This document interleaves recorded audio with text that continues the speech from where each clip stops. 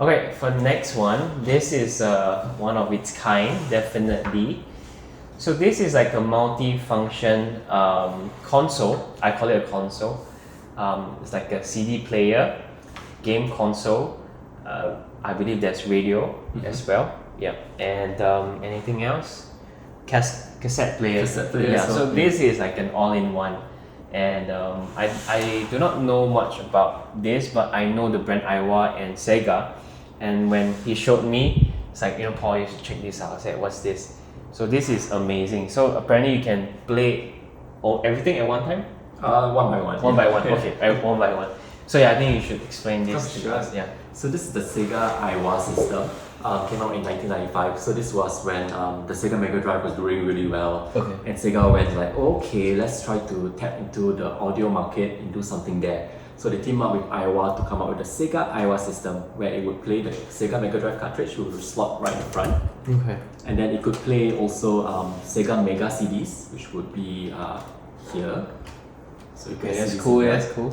And you also could play your audio CD, and then you could listen to the radio with the antenna, and you could also listen to your cassette. So this was very niche back then. Yeah. And it cost a bomb, I would think, back then. So unless you are really into Sega, you have bought it back then. But most people will be like, why would I want such a huge unit at my Right. home?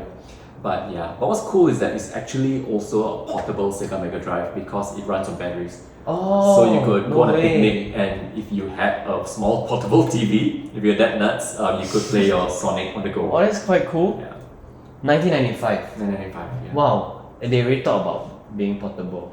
Yeah. I think that's quite advanced, really. So that's the good thing about Sega. They're always thinking ahead of their time. But although it's bulky, but still, right? I mean, the multi-function, right? Yeah, one by one, you can play your cassette first, then CD.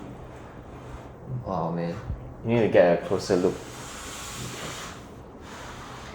Then the batteries will be at the back. This, right? Yeah. Double A. Like D. Whoa, it's a huge. I don't know if they're still around. See, look at that. Let's see. I think should be lah. Should be still around. Yeah, but that's quite cool. The big batteries.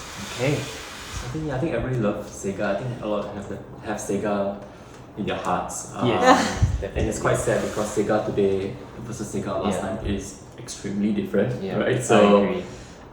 yeah, it'd be nice if Sega came back, but I think can't. Don't do it, Sega. Yeah. Don't do it. You'll just fail. Yeah, So. I think the current game that I'm trying to complete with Sega is the Yakuza series. Ooh, Yeah, but other than that, I try to play games from back then. Yeah. In fact, I think a lot of the Shenmue team went on to do Yakuza. Yeah, Shenmue was one of the, I think a really good storyline. Yeah, I mean, I really love Sega, and yeah, I think hopefully we can go to Tokyo, to see most of these Japanese innovations. Okay, a couple of questions. Yeah. So, what separates gaming back then and now? What do you think is the major difference between like gaming back then and gaming now? So the biggest difference, at least for me, now I play with my friends online. So I was playing with them just this morning. World War Z is a Oh, big the zombie zombie one. game. Okay. So now we play with your friends anytime.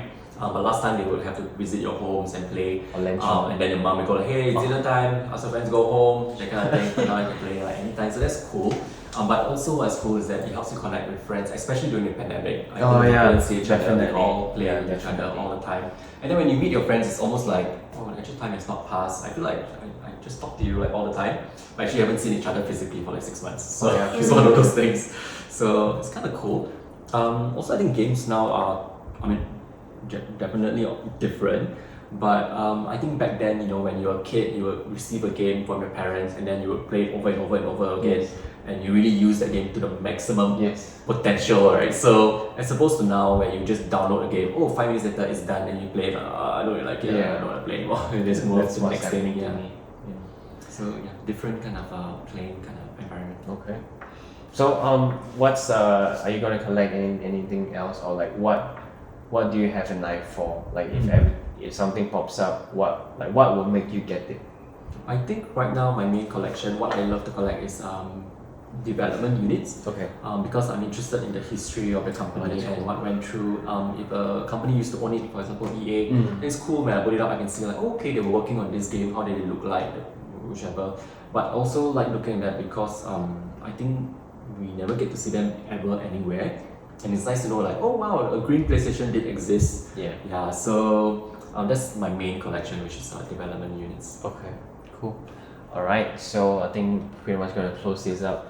So yeah, this has been so fun, Wesley. Thank you so much. Thank you. Any last words? Don't stop playing games. Yay! Okay. Thank you guys so much for watching. Steady lah. Bye bye. Bye. Thank you. Bye. Yay. Okay. Awesome. Thanks so much, Wesley.